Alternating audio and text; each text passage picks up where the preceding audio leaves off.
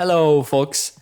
I bring you this video today because I wanted to do a breakdown of my recent redesign that I did, which is on Apex Legends, the new Legend Altar. And this is gonna be the first episode where I'm going to cover the creation process of the sources that I used for the portal and how I sound edited the portal, matching to animation, and the mixing of the portal, which is a big project and a big topic.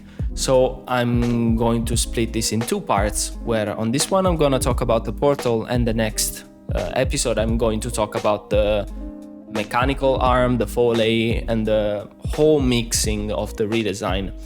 So I hope you enjoy, and see you soon.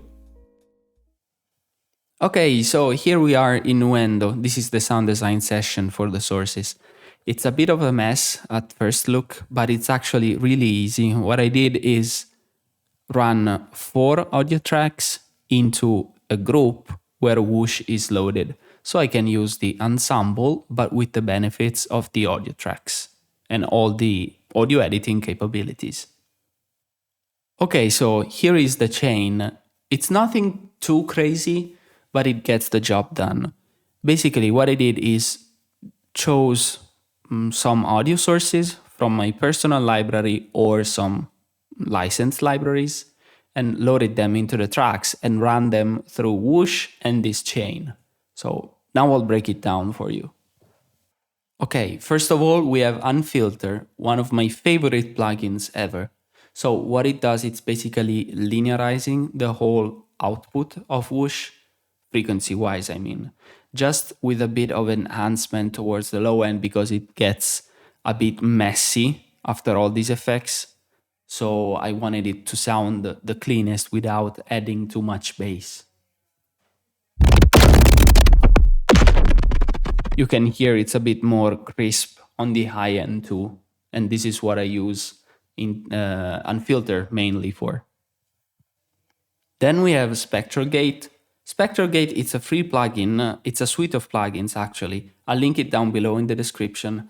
And it's free and it sounds amazing, so I highly recommend downloading it. I had the FFT size really high and I didn't want to go any higher because it gets a bit unstable and it introduces some weird artifacts that this time around I didn't want to. So just a tiny, tiny bit. Then we have Decapitator because there's never enough distortion, am I right?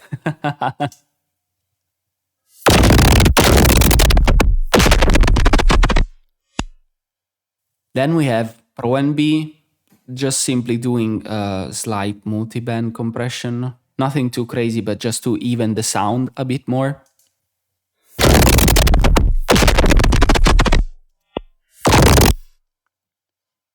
Then we have declip, which is used more as an effect rather than actual declipping. I really like some of the artifacts that get introduced once you like aggressively declip. So here is how it sounds.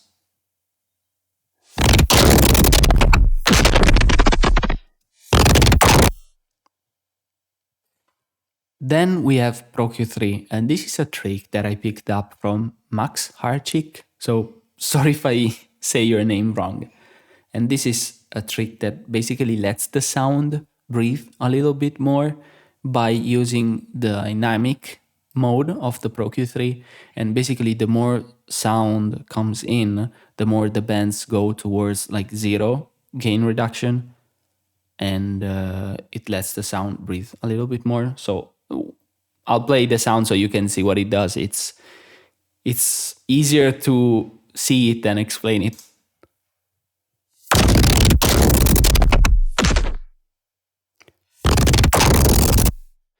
Then we have another ProQ3, but this time around it's just for mixing purposes. So I'm just removing a bit of like the low end and the muddy frequencies and removing the bass frequencies from the sides. So the bass, it's centered, it's mono, and it's impactful. Then we have Filter Freak, one of my favorites.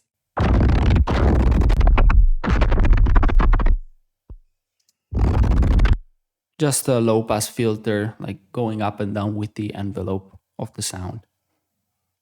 Then we have the start of the show and what actually makes the portal sounds, which is soothe, but using it with the delta active. So it's actually enhancing like the bad frequencies, but we're using the sharpness to 10, the depth to the maximum on hard mode.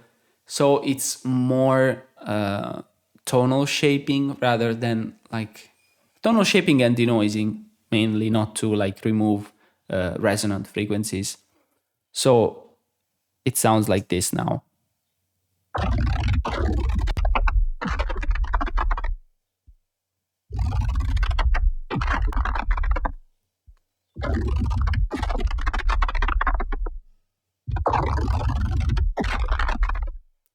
So as you can hear, in certain points there are some transients that slip through because of how whoosh is behaving. And those transients now seem to have disperser on it, but there's no actual disperser. And I think they sound really cool. So then we have another soothe, but this time around used as it's intended to and removing only like the bad frequencies, which is mainly in the lows and the low mids.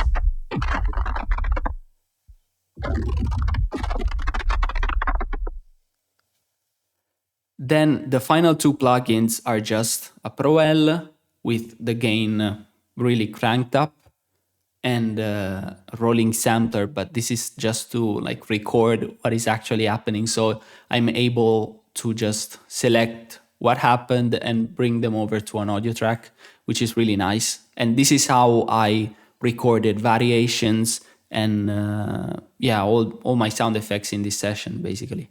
So once I was happy with the results, I would just bring them to this audio track over here so I could edit them, repair them if needed, glue all the variations to a single audio file. Then I would just run them through this mastering chain, which is like my template. I always start from here, but then of course I just change settings, change plugins according to what the actual files need. Then once I was happy, I would export them at 96 kilohertz, 24-bit for my own library. I will go into the details of this mastering chain later on with the sound edit session because it's more or less the same. So now we are in the sound editing session. I'll play the portal sound once for you.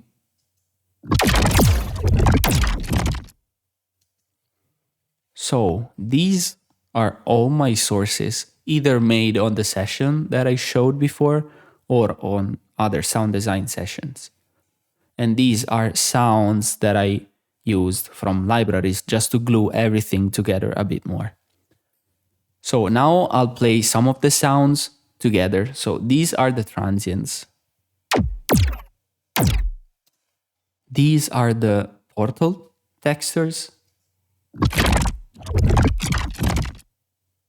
And for example, the only sounds that I used that are not from the session that I showed are this one, which is, if I play it longer, it's just a vital patch that I made, ran through Traveler.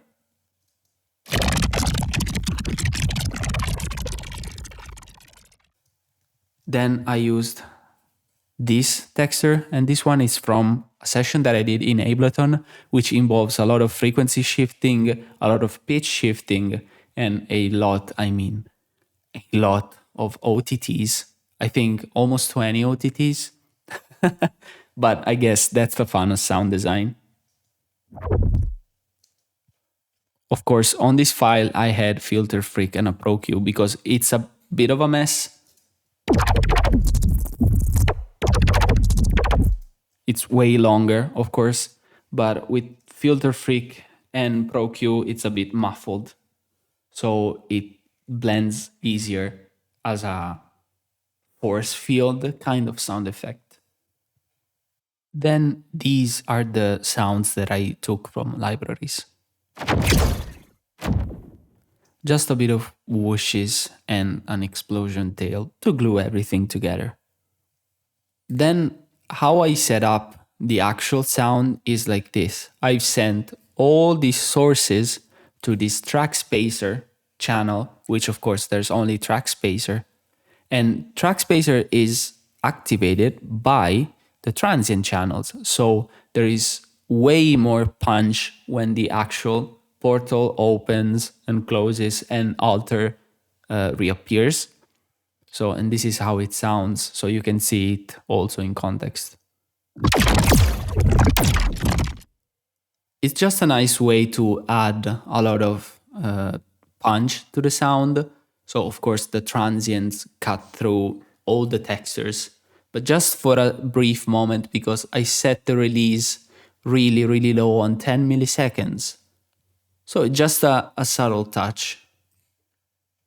Then, after the track spacer, the group it's been sent to the portal group where the mastering chain actually is. And I'll just quickly go over it, opening the plugins to explain what I did. Okay, so now I'll quickly go over the mastering chain of the portal. So we have a Pro Q3, nothing too fancy, removing the 20 Hz and below to avoid those frequency to trigger eventual compressors and saturations. Then we have Galfloss doing some polishing of the sound, and before it sounds like this, and after it sounds like this. Way, way brighter in my opinion, and it sounds great.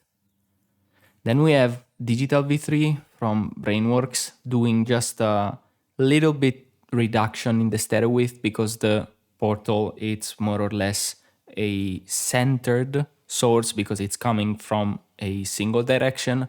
So I wanted it to sound a bit more mono rather than stereo, but just a tiny bit of reduction. Then we have the Pultec, and I really like the Pultec because it gives such a nice, clean high end. It's just doing the simple Pultec trick. So before it sounds like this, and after like this. Still a bit more crisp. Then we have Pro NB, a trick from Noah Citrine, like I mentioned before, and it's just to reduce the oversustained bass.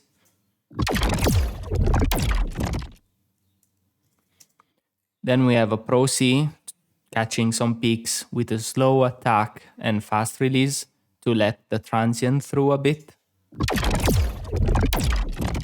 It's just a tiny bit for peak reduction, nothing too much, and catching some peaks.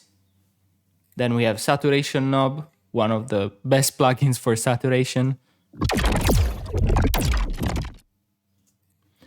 Then we have Oxford Inflator with the effect and the dry wet at basically at 58% and the curve to the maximum, doing some wave shaping. And I really, really love this plugin. So before it sounds like this, and after it sounds like this. Then we have Soothe doing just classic reduction of bad frequencies. Then we have a Pro Q3, the same trick I used before. Then we have another Pro Q3, but this is just corrective EQ with a reduction in this frequency range because it sounds really bad. Hold on, I didn't activate it.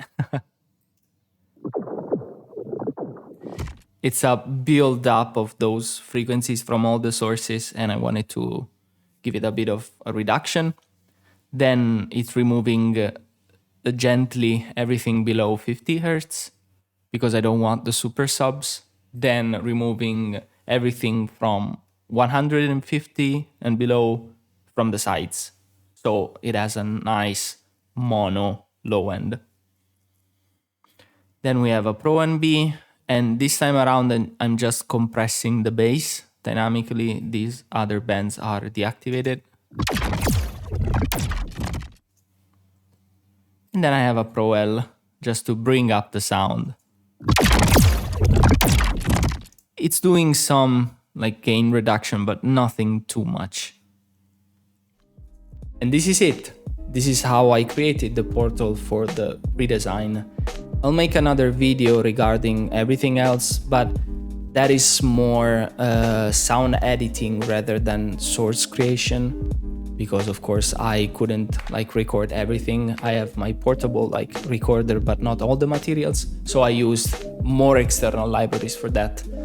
But yeah, that's it. I hope you enjoyed. I hope it was informative and you learned something out of it. This is my first time doing like these longer tutorials, so I hope it was enjoyable too. And I'll see you on the next one. Bye.